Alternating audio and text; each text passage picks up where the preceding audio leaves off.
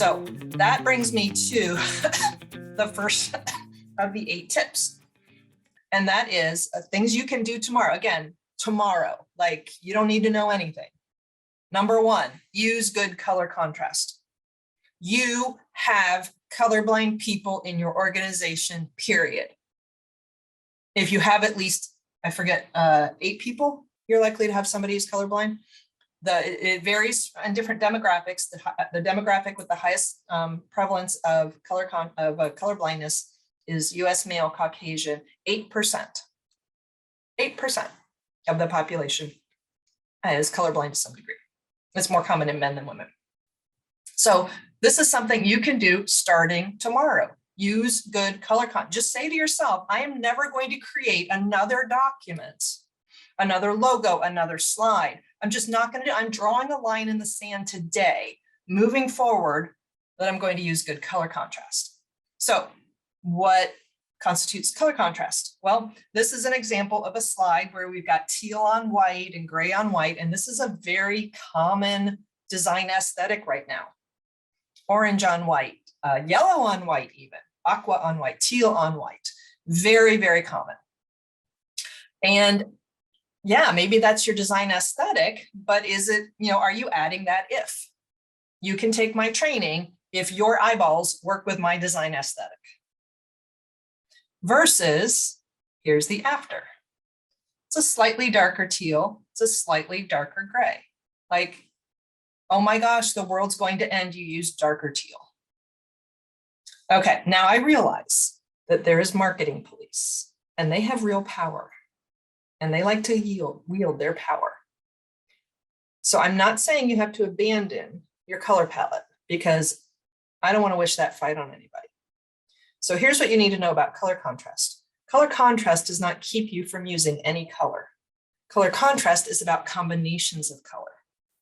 So if this lighter teal is part of your palette, you can use it. Just don't put white text on it.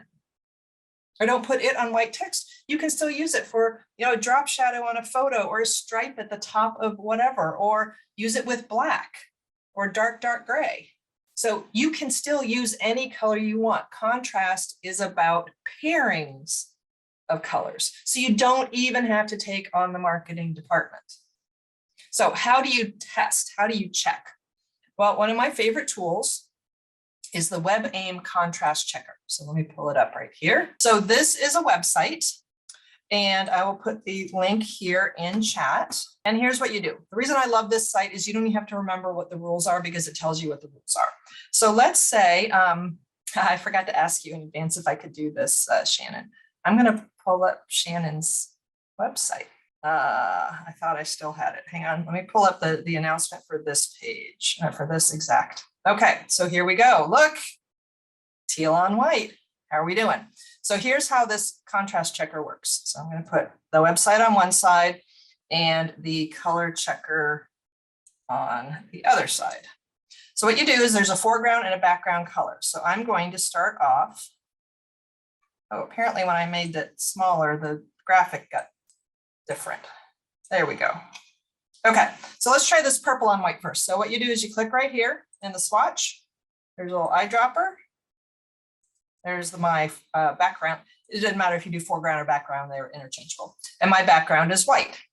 And what it's going to tell me is that combination passes for normal and large text. So nice job.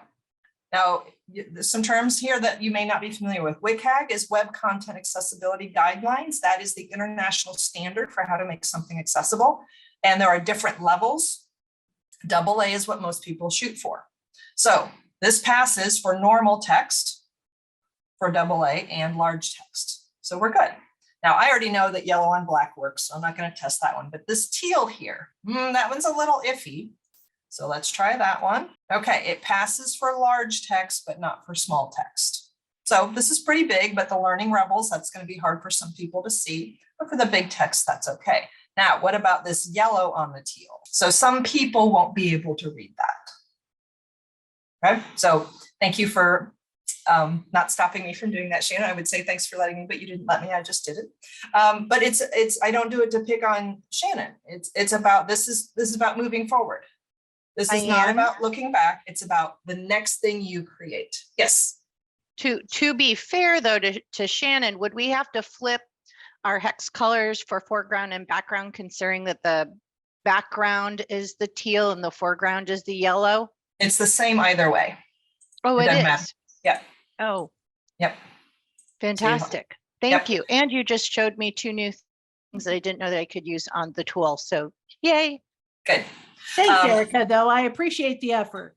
Now you also want to use, you have to use your judgment to a certain extent, because, you know, even if maybe this was a little bit darker, it still might not be easy to read. Future standards are going to make more of a distinction between light and foreground versus background, because there is a difference. White on royal blue is going to be harder to read than royal blue on white. So that is not currently reflected in the standards. That's why I don't really care about which one I'm clicking. Okay, so that is a tool you can start using tomorrow, and just commit to yourself, when I make infographics, PowerPoint slides, I am going to use combinations that work.